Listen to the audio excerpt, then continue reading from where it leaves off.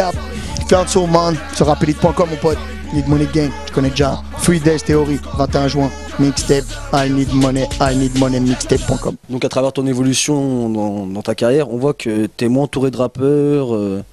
En fait, maintenant, il y a plus Bear avec toi. Elle t'es ma fianso. Elle est sérieuse, elle, là. Regarde, elle a écrit quoi, gros? RT, Need Money Gang, BR, je t'aime. Ouais, le baiser, gros. Eh, gros, ça veut dire quoi? FF? Je sais même pas où. Elles sont baisées partout, ma gueule. Ah, mais je te le tweet, ma gueule. Arrobas BR Follow me, suis-moi tu vas gaulerie. Je raconte que des conneries, je suis pas là pour te plaire. J'aime tout est que de la merde. Du genre mes caïras fument de l'herbe. Jazz, toute écologie. On voit plus comme avant Mister You ou encore Seth Gecko avec qui t'étais souvent. Et le CK aussi, d'ailleurs. C'est des gens que je côtoie dans le contexte du rap. C'est des gens que on s'est croisés en promo radio, en promo des compiles qu'on a pu partager, des sons qu'on a pu partager. Tu me parlais de Seth Gecko, beaucoup sur les promos de Neochrome. Tu me parlais d'LECK, beaucoup sur la Bousca Tape. Tu vois ce que je veux dire? C'est rares sont les rappeurs que je côtoie en dehors du contexte du rap. BR, c'est différent. Allez, à l'époque, quand on avait fait la vidéo avec Mister You et AK, t'avais une grosse affinité avec Mister You. T'en d'éclater un petit star, mais le temps de remettre un petit manche. Freestyle d'anthologie, les gars, hein. J'espère que vous êtes connectés sur internet. Ah ouais, cliquez la famille, ça c'est du les gars. Ça fait mal. Qu'est-ce qui s'est passé depuis? Marine spécial. Je sais pas. Du jour au lendemain, entre rappeurs, vous fréquentez plus, vous aviez des bonnes affinités. Ah non, mais c'est pas la question. Younes, je le croise, il n'y a aucun problème avec. On vous voit plus ensemble, donc les gens se posent la question. Non, c'est juste qu'à ce moment-là, quand tu nous voyais, on partageait quelque chose. Donc en fait, vous croisez que par intérêt, les rappeurs, vous n'êtes pas amis. C'est pas intérêt, on a des affinités. On est, voilà, tu bosses avec. Quand vous bosses réunis à un moment donné, tu bosses ensemble. Exactement. Voilà. Tu bosses avec des gens. Tu t'es amené à les côtoyer. Donc forcément, dans le, ouais, mais ça c'est rare. Tu vois ce que je veux dire? Autant qu'à faire, dans le pire des cas ou dans le meilleur des cas, comme tu veux, autant faire en sorte que tu t'entendes avec eux. Voilà, c'est tout. Et les mecs, de toute manière, tu me connais, le rap me connaît. Tu vois, quand j'aime pas quelqu'un, je ressens le besoin qu'il le sache. Tu vois, il faut qu'il le sache, que je le déteste. Et quand je l'aime bien, je lui dis, je sais pas, j'ai pas tout ce côté game. Stratégie, tout ça, je sais pas. Aujourd'hui, je me concentre beaucoup sur les stratégies promo et sur les stratégies de carrière, ça oui. Les plans sur 2, sur 3, sur 5 ans, sur 2, 3, 5 disques, oui. Mais j'ai jamais été, je vais traîner avec lui parce qu'il va me ramener à lui et lui va me présenter lui et je vais peut-être atterrir dans tel projet. Ça n'a jamais été ma logique. Donc si vous avez l'occasion de retravailler ensemble par rapport à un projet, on pourra te voir avec le CK, Mister You... Gecko, je pense que c'est des rappeurs qui sont en pleine carrière et qui sont loin d'avoir fini, et moi pareil. Donc la porte n'est pas fermée, vous pouvez recruter. Ah mais bien sûr, mais la porte est fermée avec personne. Et justement dans ta mixtape, pourquoi t'as pas invité des rappeurs autres que de ton équipe? Il y en a. Il y a qui comme rappeur autre de ton équipe? Eh ben écoute, on a invité le poteau Sultan. Voilà, qui partage un titre avec BR, où je fais le refrain. Donc voilà, je t'ai dit, c'est super. C'est super humain. Voilà, Sultan, je l'ai appelé parce qu'on s'entend. Parce que c'est quelqu'un que j'apprécie. Parce que c'est quelqu'un que j'apprécie. En dehors du rap, vous êtes amis, quoi. On se voit. Il est possible qu'on se voit. C'est possible. Ouais. Après, voilà, je partage un titre avec Lord City, qui est un poteau aussi, depuis l'époque de son avant-dernier album sur lequel il m'avait invité. Donc voilà, ouais, il m'a claqué un refrain sur un titre et on a fait un gros titre, d'ailleurs, qui sera clippé. Et donc voilà, ensuite, comme je t'ai dit, on continue les affinités. Je kiffe les prods de Canardo. Dernièrement, on était avec Mac Taylor. Des jeunes comme Sadek, Fababy, Sofiane, entre les trois, pour toi, c'est qui représente le mieux le 93, le département? Entre ces trois-là. Qu'est-ce que je peux Tu te ressembles le plus dans ce rappeur-là? Ou qui dégage le plus l'énergie du département? Il représente le mieux. En fait, par exemple, il y a des rappeurs comme, je sais pas, Sadek et Fababy qui sont des bons rappeurs, mais il y a des mecs comme Sofiane qui, dans leur rap, et dans son humain, il y a plus le truc, tu vois, genre en Kaira, comme, tu vois, en Kaira, frère. Tu vois, je sais pas comment t'expliquer. Le délire 9-3 chiant, on fait jamais rien comme les autres. je vois Sofiane. On lui parlait de toi, Fababy et Sadek, on lui demandait qui pour lui représente le mieux le 93. Je sais pas si tu as vu la vidéo. Très bonne interview. On a dit que c'était toi, donc quelles sont tes impressions par rapport à cette vidéo-là? Flatté. J'étais très content qu'ils disent ça. Mortel, on s'est vu après d'ailleurs par la suite, on s'est rencontrés, on a passé une soirée ensemble dans son studio d'Aubert. Voilà. Très bonne affinité, très bon contact, très bonne gamberge. On s'est rendu compte qu'on était d'accord sur plein de points et peut-être que ça justifie sa réponse le jour de ton interview. C'est peut-être qu'on voit le 93 un peu de la même manière et voilà. Voilà, il est très 93 et je suis très 93. Voilà, en tout cas sur ça on se... Voilà. D'ailleurs selon lui que t'es plus 93 que Sadek et Fababy. Je sais pas si je suis plus 93 que Sadek et Fababy. Ils font leur carrière, je fais la mienne. Moi perso... Non, c'est pas une question. Non, c'est pas une question, c'est que selon lui tu représentes plus, t'as plus le côté 93, c'est pas une question. C'est un fait. Eh ben, je porte le drapeau. Ok, d'accord. Et au niveau du public, quels sont tes retours par rapport à cet avis de Mac Taylor? Ah, on en a beaucoup parlé. On a beaucoup parlé, game, public. Voilà, c'est une vidéo, c'est une longue interview qui a été faite en 6 parties, il me semble. 7 parties. Et je pense que vous avez vu vous-même l'impact que ça a quand voilà, vous laissez parler les gens. Et voilà, Mac Taylor, c'est un mec qui a beaucoup de choses à dire. Voilà, c'est un mec qui a fait le tour de cette industrie. Et je pense que voilà, il est super à même de répondre aux questions que vous avez posées.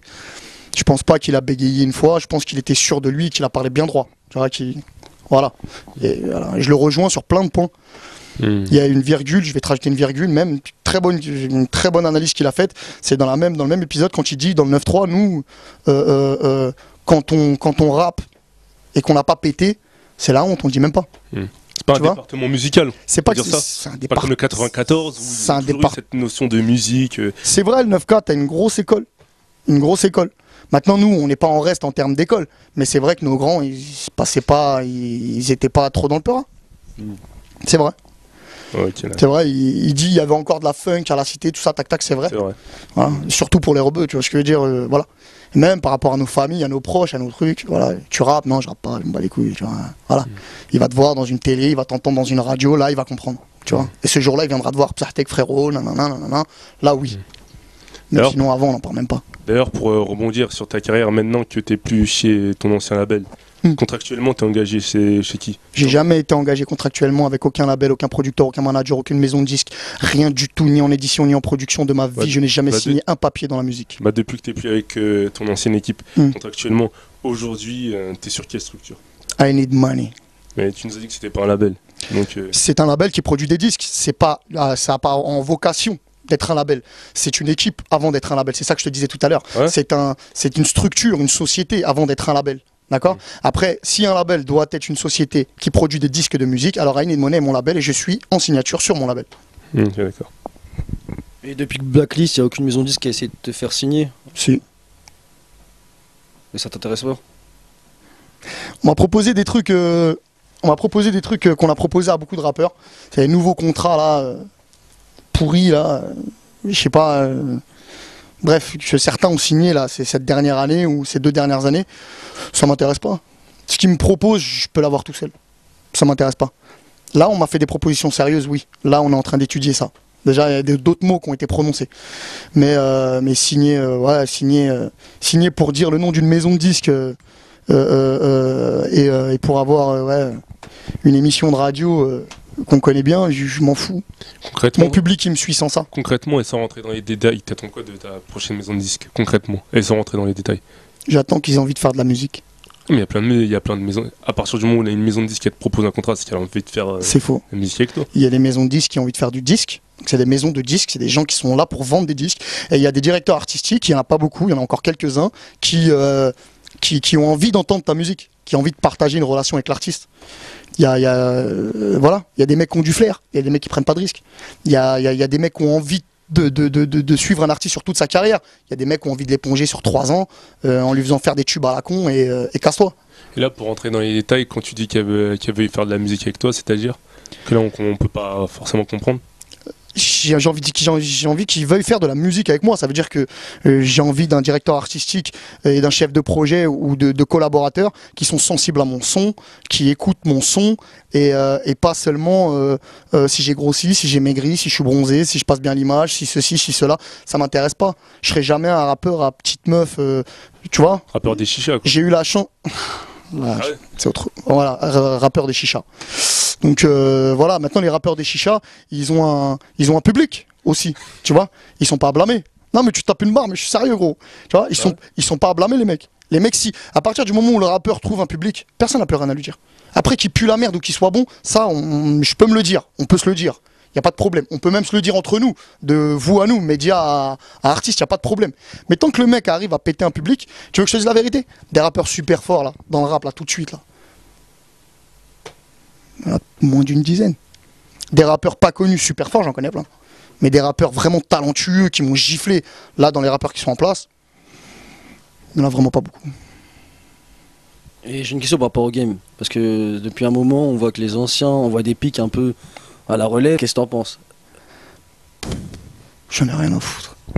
En fait, je pense que voilà, s'ils ont envie de se tirer dessus, tu vois, si les jeunes de moins de 25 ans, je vais dire, parce que là j'en ai 26, donc je vais dire ceux de moins de 25, ont envie de renverser le gouvernement en place dans le rap français parce qu'ils trouvent qu'ils sont là depuis trop longtemps, et qu'ils le fassent. Si les anciens, les plus de 30, ont envie d'écraser les petits jeunes qui essayent de faire leur beurre et souvent qui ont des grosses machines derrière eux, qu'ils le fassent. J'en ai rien à foutre. Ça te laisse indifférent. Ah, j'en ai rien. Malgré le fait que tu sois dans le rap. Ah, mais plus je te le dis. Ah, bah, t'es dans le rap game, donc... Non, mais t'as eu toute cette nuance de rap game. J'ai été dedans pendant trop longtemps. J'ai mis ma tête dans tout ça.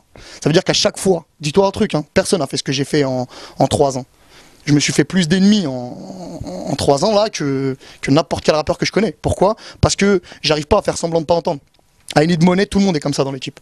Je suis pas un rappeur qui entend pas. Ça veut dire que si j'entends un truc, que ça arrive dans mon oreille, si je viens pas te voir gros pour te dire comment ça, je dors pas. Je suis pas bien, tu vois. BR pareil et n'importe qui de l'équipe pareil. Tu vois, par exemple, t'as beaucoup de rappeurs qui s'embrouillent jamais. Ils s'embrouillent jamais dans les concerts, dans les événements, peu importe, parce qu'ils font les mecs qui entendent pas. Tu vois ce que je veux dire? Nous, si on passe quelque part, qu'il y a une masse de gens, peu importe, une équipe de cité, peu importe l'heure qu'il est, la ville, l'endroit, on s'en fout. N'importe quel contexte, je te jure que s'il y a un petit mec sur le côté qui s'amuse à faire le malin, ou s'il y a un rappeur qui s'amuse à faire le malin, à parler de moi à droite, à gauche, ceci, cela, si ça arrive à mes oreilles, il va se prendre un coup de bigot immédiatement. Sur les freestyles, on voit que quand tu fais un freestyle, c'est pas une récréation en fait. T'arrives, c'est pour kicker et pour être le meilleur. Ouais, mais en fait. Alors que on va dire, t'es presque l'un des seuls qui réagit comme ça. Ouais, alors je vais t'expliquer pourquoi. Tout à l'heure, quand tu parlais de relève, il y a toute une nouvelle génération dans le rap, de rappeurs, de managers, de producteurs, qui se sont dit, on va marcher ensemble et ça marchera. Tu vois ce que je veux dire? On va se faire des passes, ainsi de suite. Mais j'avais vu une interview sur d'ailleurs Rap Elite, je citerai pas le nom du rappeur, mais il a vraiment bien dit, il a dit ouais c'est vrai, on est ensemble, on est potos, on est ceci, on est cela, mais gros, si le steak il est là et que je peux le prendre avant toi, je le prendrai frère. Tu vois ce que je veux dire? C'est le game. Donc c'est le mot game, il veut dire jeu, et il y a un temps pour tout. Il y a un temps pour jouer, il y a un temps pour pas jouer. Ça veut dire, moi j'ai été élevé avec certains freestyles. Voilà, je vais te citer des freestyles qui m'ont choqué, qui m'ont donné envie de faire du rap. Lino Roth. Lino Roth, ça se tire dessus. Et il y a une bonne ambiance des deux côtés. Tu vois, moi, dans un freestyle, c'est pas que je suis en guerre, c'est pas nanana, peu importe, tu vois. Mais la majorité... Du lot, tu vas être le meilleur. La majorité des mecs avec qui je m'entends bien aujourd'hui et avec qui j'ai des affinités, c'est des mecs, on s'est déchiré en freestyle. Je vais te parler d'un dossier. Voilà. Quand je sais qu'il y a dossier autour de la table, moi et lui, on sait que moi et lui, on va neutraliser tout le monde. Et on va se taper moi et lui. Parce que voilà. Et c'est lui que je vais jouer. Et c'est moi qui va jouer. Et à la fin du freestyle, on sort, on se check, ouais, lourd, mon pote. Et même avant que ça soit mon pote. Parce que c'est une culture, le freestyle. Tu vois ce que je veux dire? Ce qui est bien avec le freestyle, c'est que tu triches pas. Voilà.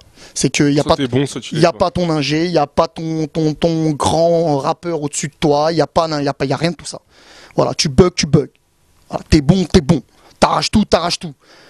Je reviens à Tailleur qui disait dans votre interview, je sais même pas comment je pourrais t'expliquer ce que c'est un bon rappeur. Il y a un truc qui se passe. Voilà, des fois, il y a un mec qui rentre dans la pièce, il prend la pièce. C'est tout. Et moi, quand je rentre dans un freestyle, et qu'il y a 1 milliard de mes collègues, je veux pas prendre la pièce. Je sens que je prends la pièce. Voilà, elle est à moi. C'est mon terrain de jeu, c'est chez moi. Je mets mes pieds sur la table. S'il y en a un qui veut contester ça, eh ben monte, frère. Tant mieux, tant mieux. Tant mieux, au contraire. Et qu'on soit 3, et qu'on soit 4. Et au final, on se tape. T'as eu une bagarre dans la rue quand ça dure plus de 4 minutes et que les deux mecs ils sont essoufflés et qu'à la fin ils se checkent. Ouais, tranquille, tranquille. Quand t'es petit d'ailleurs, les mecs avec qui tu tapes, ça devient souvent tes potes. Et ben c'est aussi simple que ça. Un freestyle, c'est ça. C'est pas une bagarre, tu vois, mais une confrontation entre le talent des gens, entre leur capacité à défendre leur musique, entre leur amour du rap, tu vois ce que je veux dire? C'est ce genre de confrontation-là qui m'intéresse. C'est la performance qui m'intéresse.